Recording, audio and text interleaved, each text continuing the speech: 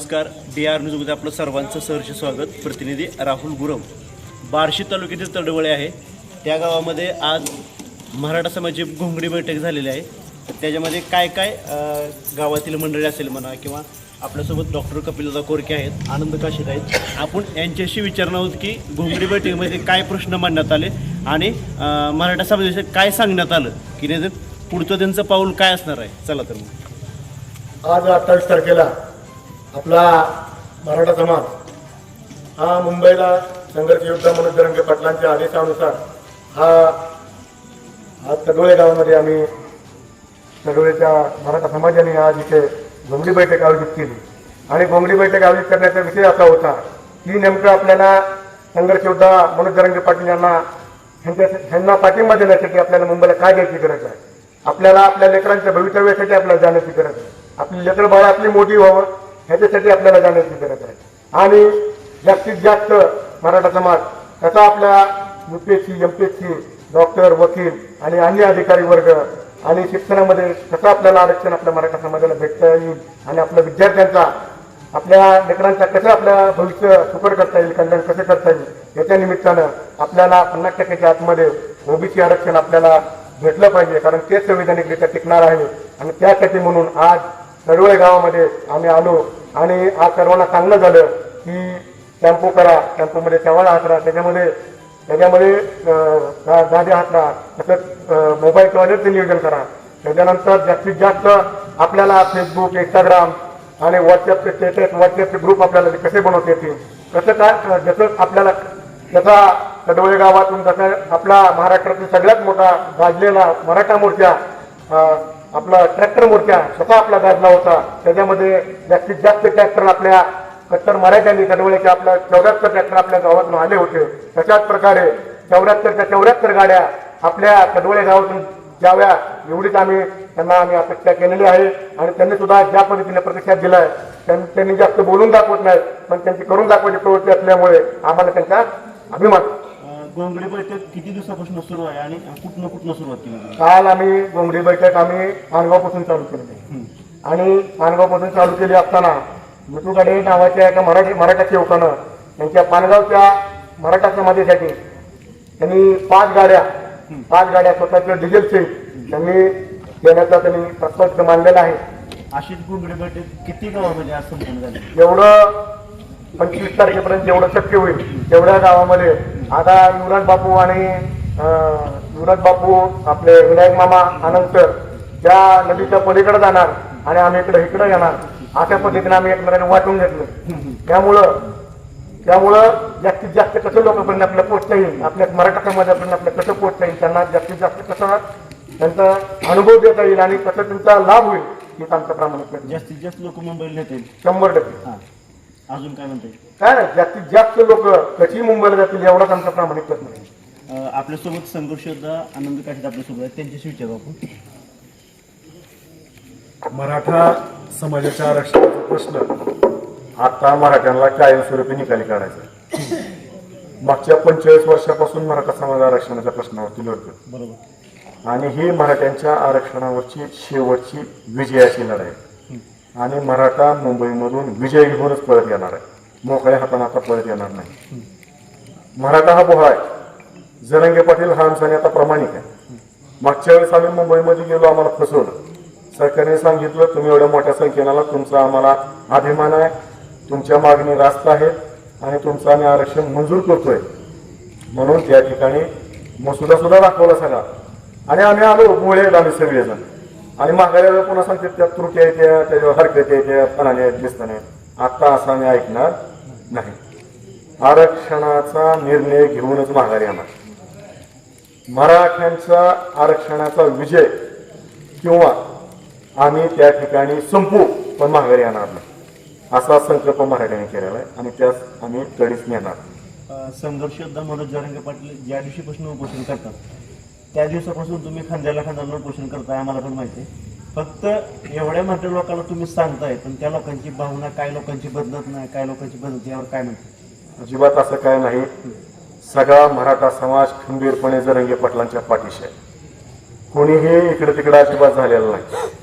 आणि मागच्या 2 इलेक्शन सुद्धा झाले विधानसभा आणि लोकसभा, तरी सुद्धा जरांगे पाटलांच्या पाठीमागणं एक सुद्धा व्यक्ती असलेला नाही.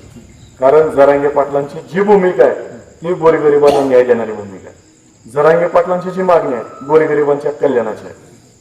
जरांगे पाटलांचा जो विचार आहे गोरगरिबांच्या प्रगतीचा आहे. जरांगे पाटलांची जी कृती आहे ती सर्वसामान्याला न्याय देणार आहे. त्याच्यामुळे जरांगे पाटलांच्या मागणं कुणी हल्लेलं नाही.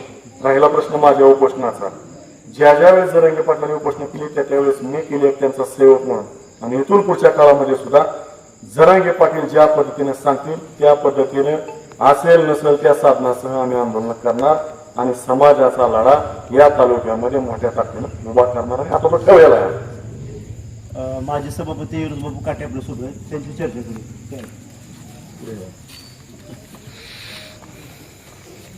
मराठा समाजाचा परत एकदा प्रश्न उद्भवलेला आहे. सगळेजण मुंबईला जायचे म्हणजे याबद्दल काय म्हणतात? खरं तर शासनाला निर्णय घेताना कुठल्या तरी आधाराची गरज असते आणि आधार घेण्यासाठी शासनाला मागील 1 वर्ष मनोदलाने वेळ दिला आणि हे आधार घेण्यासाठी त्यांना 58 लाख नोंदी सापडल्यात आणि 58 लाख नोंदीचा अहवाल ह्या शिंदे समितीनं शासनाकडे दिलेला आहे. त्याच्यामुळे त्यांना मराठा आणि कुणबी एक आहे हे आता सांगायला विनाकारण उशीर लावलेत, म्हणून त्याच्यासाठी आम्ही मुंबईला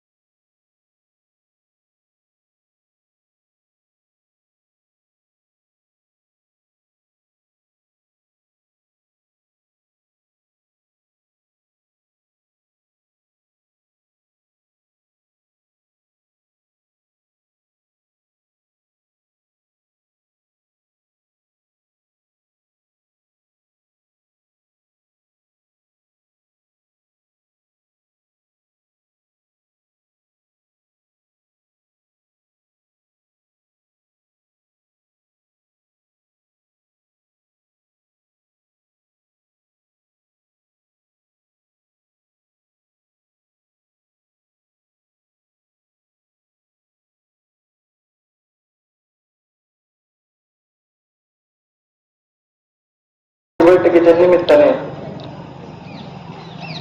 आदरणीय काटे, कपिलदादा थोरके, बोरगावमा सर्व आपल्या तालुक्यातील मराठा समाजासाठी झटणारे तसेच गावातील सर्व तरुण मंडळी, जुने जाणते मंडळी, गावातील समस्त मराठा समाजाच्या वतीने उपस्थित सर्वांचं मी स्वागत करतो.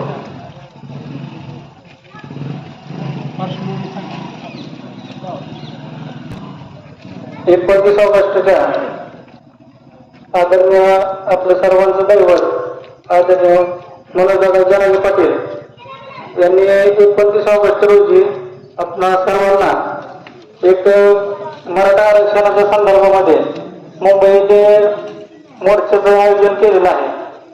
तरी त्याच्या निमित्ताने एक घोंगडी बैठक प्रत्येक गावामध्ये घेण्याचं ठरवलेलं असल्यामुळे आपल्या पण गावात आज सर्व मान्यवर उपस्थित आहेत. गोडके मामा आणि मार्गदर्शन करावं एवढी विनंती.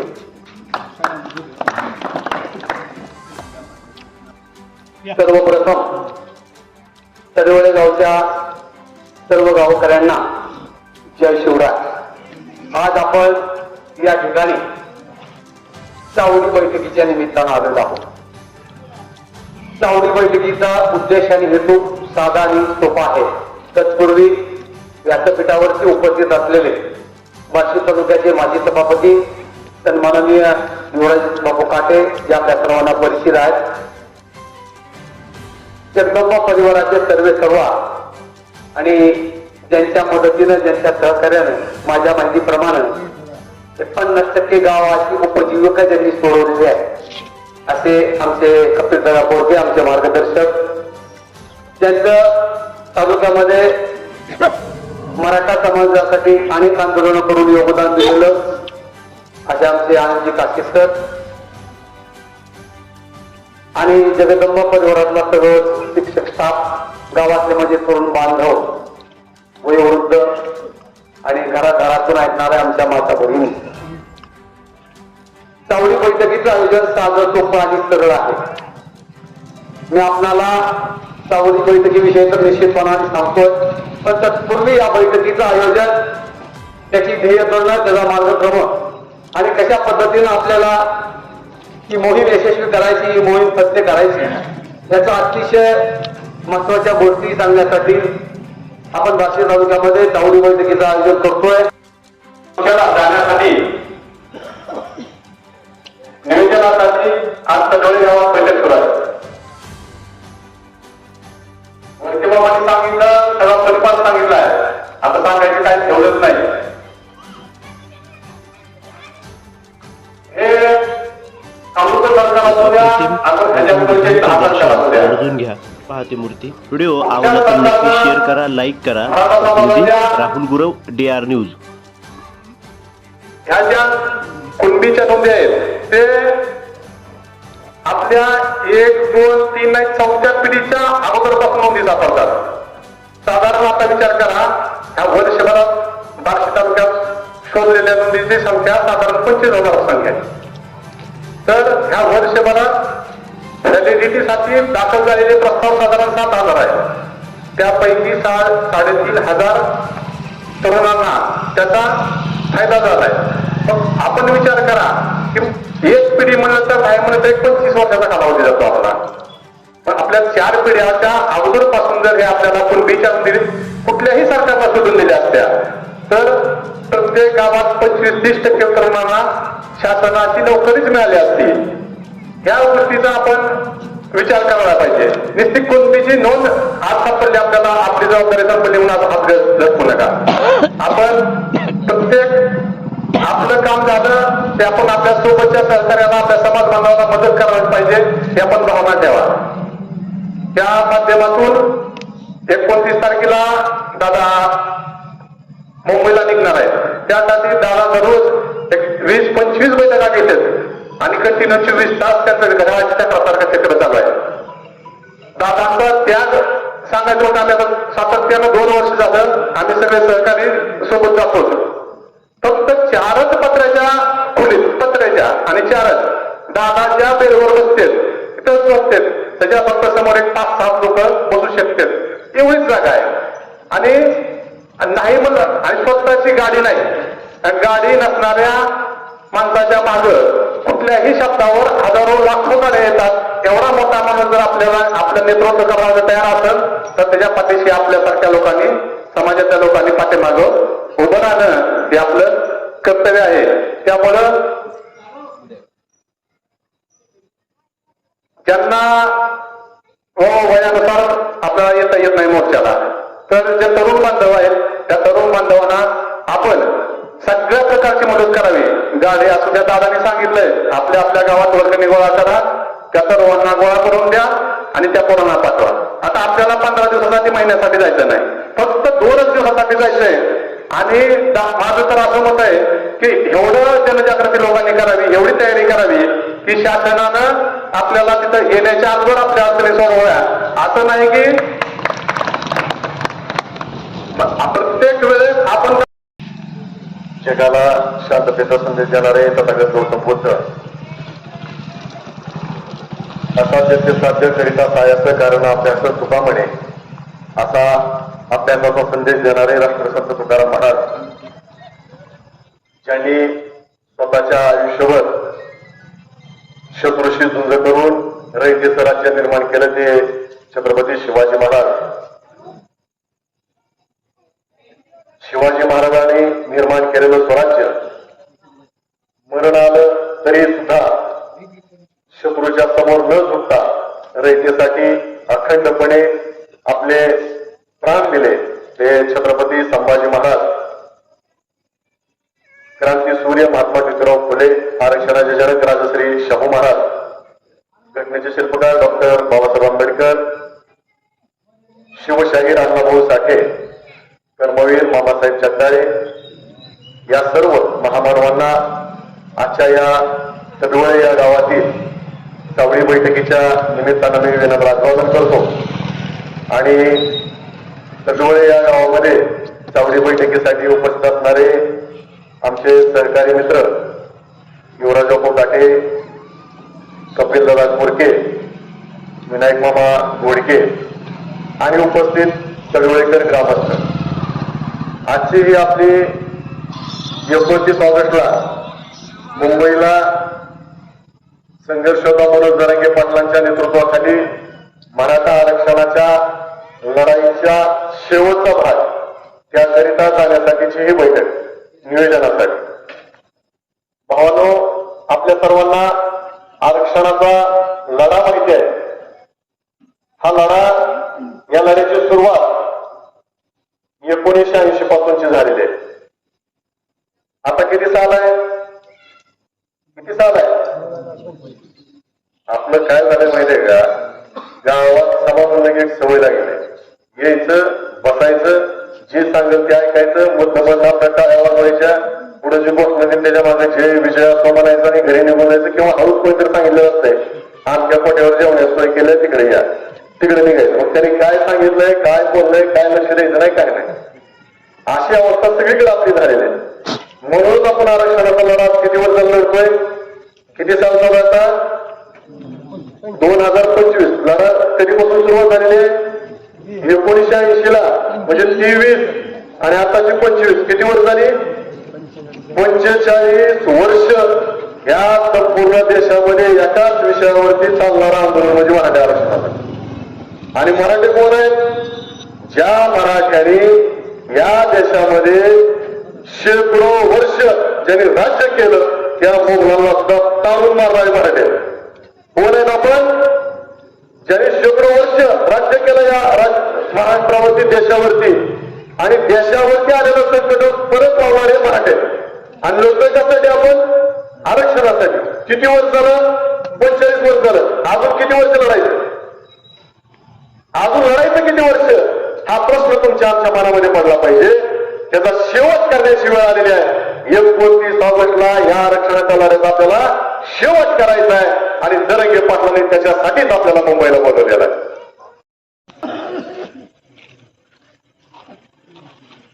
सगळ्यांना जय शिवराय. आज आपल्या गावातील आपली कुलस्वामिनी आई जगदंबेला वंदन करतो आणि मी माझ्या भाषणाला सुरुवात करतो. त्यानंतर तडवळे हे गाव बोलून दाखवत नाही, हे करून दाखवण्याचं गाव आहे. महाराष्ट्रामध्ये ज्यावेळेस मनोज जरांगे पाटील, संघर्ष योद्धा मनोज जरांगे पाटील यांच्या समर्थनार्थ ज्यावेळेस मोर्चा निघाला होता, आज मी तुम्हाला अभिमानानं सांगतो, कुठलं राजकारण नाही, कुठला पक्ष नाही, कुठला नेता नाही. आज या जातीवंत मराठा, गरजवंत मराठा आणि कट्टर मराठा जर तुम्हाला बघायचं असेल तर ह्या 500 ट्रॅक्टरच्या रॅलीमध्ये 74 ट्रॅक्टर माझ्या तडवळे गावामधून होते.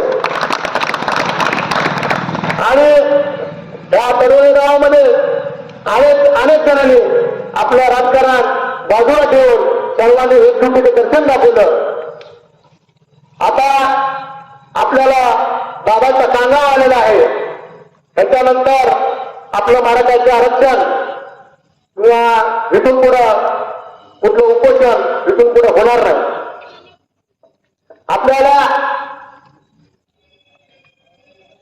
28 तारखेला 28 ऑगस्टला आपल्याला मुंबईकडे जायचं आहे. त्या मुंबईकडे जात असताना आपल्याला जसं आपण आपल्या वैराग भागाच्या ट्रॅक्टर मोर्चा जसा महाराष्ट्रात चालला आणि त्या ट्रॅक्टर मोर्चामध्ये सर्वात जास्त मोठा सहभाग आपल्या तडवळे गावाचा, आपल्या शेतकऱ्यांचा, जसं दीपावलीच्या पाडव्याला जसं आपलं वाहन आपण धुतो त्या पद्धतीनं त्या आनंदानं कुणालाही 1 रुपया न देता माझ्यावर आरोप करण्यात आला की मी तर त्या मराठ्यांच्या समाजाच्या लोकांना मी पैसे दिले. आपल्या जन्मेची शपथ व्हायची, आपल्या कुलदेवतेची शपथ व्हायचं, कुणाला 1 रुपया दिला असला तर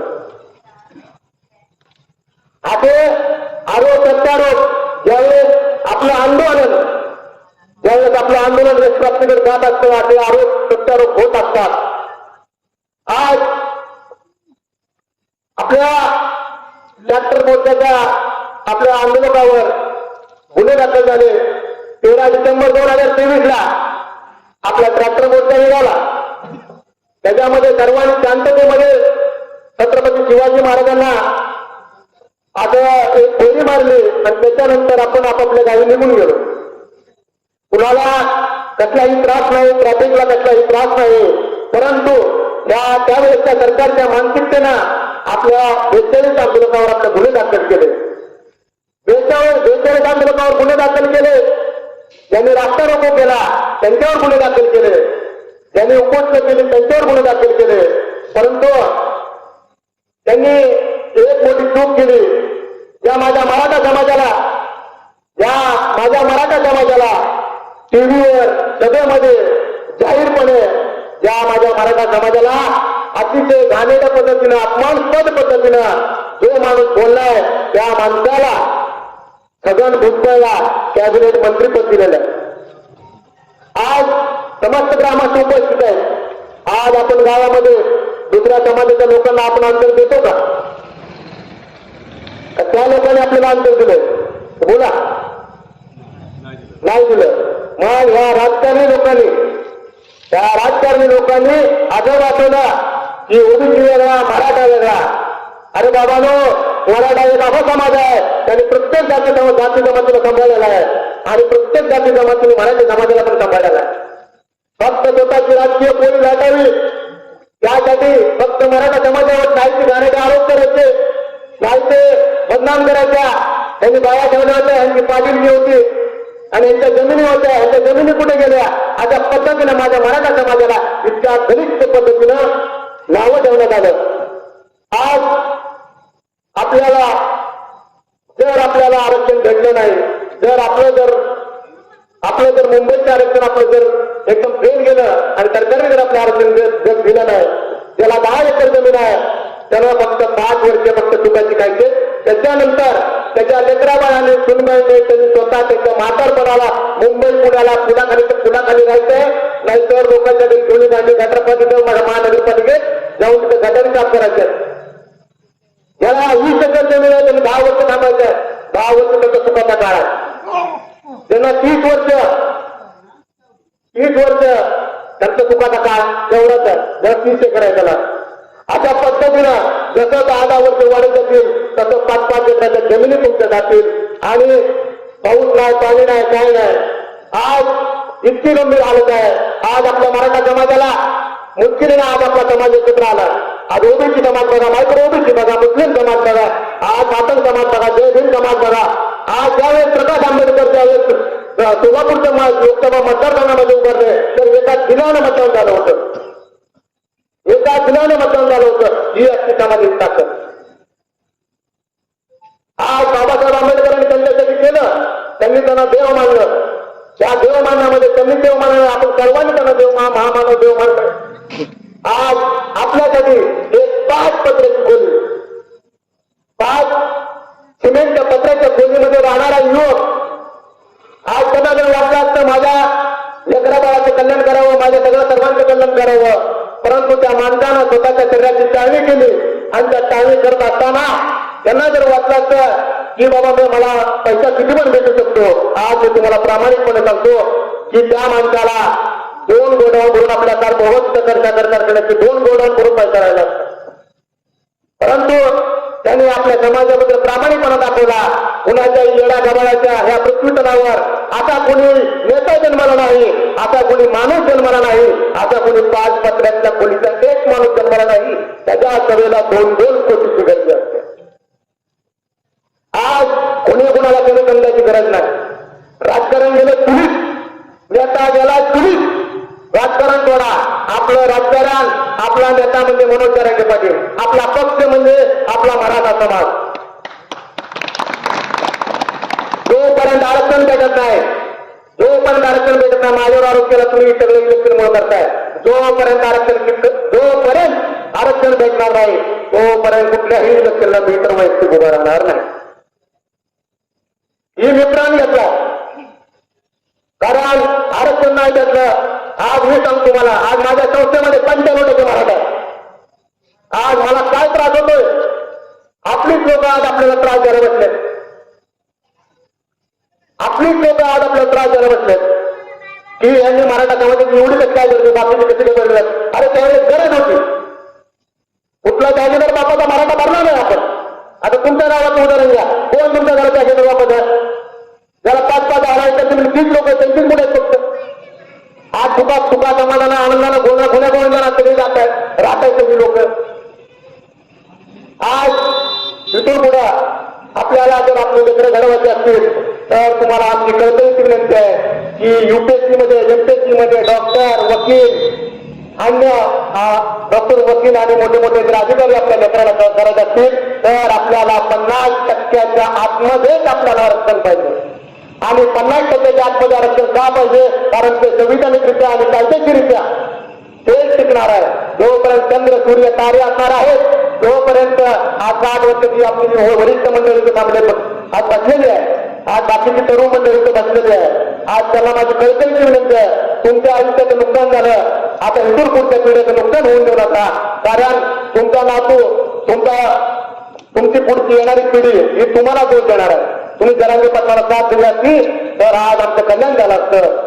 जर आज 10 वर्षानं जर एक 5 एकर 10 एकरवाला जर आपल्या गावातला एखादा जर कुठं तो गटर साफ करत असेल, तिथं कुणाची नोकरी करत असेल, कुणाची चाकरी करत असेल तर तुम्हाला तोंड बोलायला राहणार नाही. आज ज्याची वय 40 आहे त्याची वय 50 असणार आहे, ज्याची वय 60 आहे त्याची वय 70 असणार आहे. बापाला मुलगा विचारला, तुम्ही माझ्यासाठी काय केलं? काय जरांगे पाटलावर गेलाय तुम्ही? काय त्या जरांगे पाटला चुकलं? आज तुम्ही जर माझ्या तुम्ही आज आरक्षणामध्ये सहभाग घेतला असता आणि जर तुम्ही मला आरक्षणामध्ये सामील केलं असतं तर माझं कुठं कल्याण झालं असतं, मी कुठे नोकरी लागलो असतो. शिवाजी महाराज की, छत्रपती संभाजी महाराज की, क्रांती सूर्य महात्मा ज्योतिराव फुलेंचा, आरक्षणाचे जनक राजश्री शाहू महाराजांचा, घटनेचे शिल्पकार डॉक्टर बाबासाहेब आंबेडकरांचा, संघर्ष योद्धा मनोज जरांगे पाटील तुम आगे बढ़ो, हम तुम्हारे साथ हैं. संघर्ष योद्धा मनोज जरांगे पाटील तुम आगे बढ़ो, हम तुम्हारे साथ हैं. मराठ्याला ओबीसी मधलं आरक्षण मिळालं पाहिजे, मराठ्याला ओबीसी मधलं आरक्षण मिळालं पाहिजे. अरे लढेंगे जीतेंगे, हम सब लढेंगे, अरे लढेंगे जीतेंगे, हम सब लढेंगे. आता कुठे जायचंय? अरे आता कुठे जायचंय? अरे आता कुठे जायचंय? बार्शी तालुक्यातील मराठ्यांच्या एकजुटीचा, बार्शी तालुक्यातील मराठ्यांच्या एकजुटीचा, तडवळेकरांच्या एकजुटीचा, तडवळेकरांच्या एकजुटीचा, छत्रपती शिवाजी महाराज की